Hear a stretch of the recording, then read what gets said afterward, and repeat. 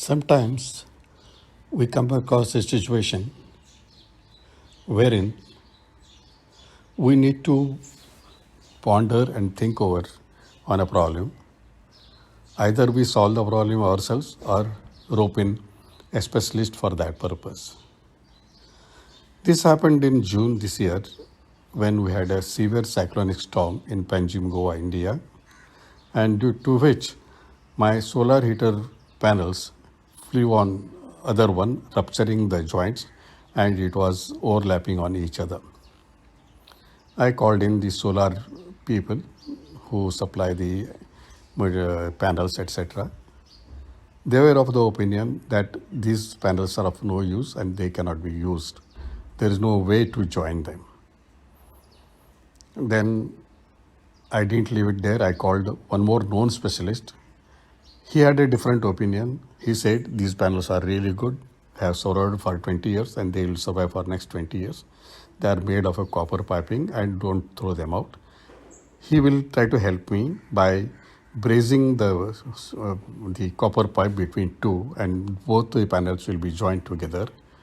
However, there was COVID situation due to which he was not able to have his people, and this went on. And now in this December, that is in the second week of December, he informed me that he is going to send somebody to look at the system, solar system.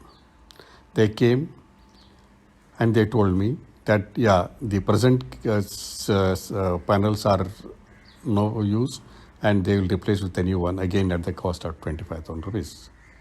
This was a totally U-turn and unacceptable to me. Just because we are not able to join two panels, do we throw them out? No way. I was not impressed at all. So I started looking for solution myself. And first I started experimenting with the flexible pipe. I boiled it for 30 minutes. You will see the green pipe joined together. And I was convinced that it can withstand the heat. However, next day I was proven wrong. The melting took place. Then I thought of going in for a CPVC pipe with a silicon black color gel which tolerates the heat up to 500 degrees.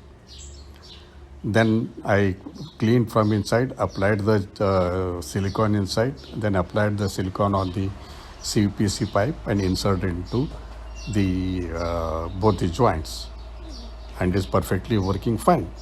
So instead of 25,000 rupees, I hardly spent 500 rupees and my problem was solved forever.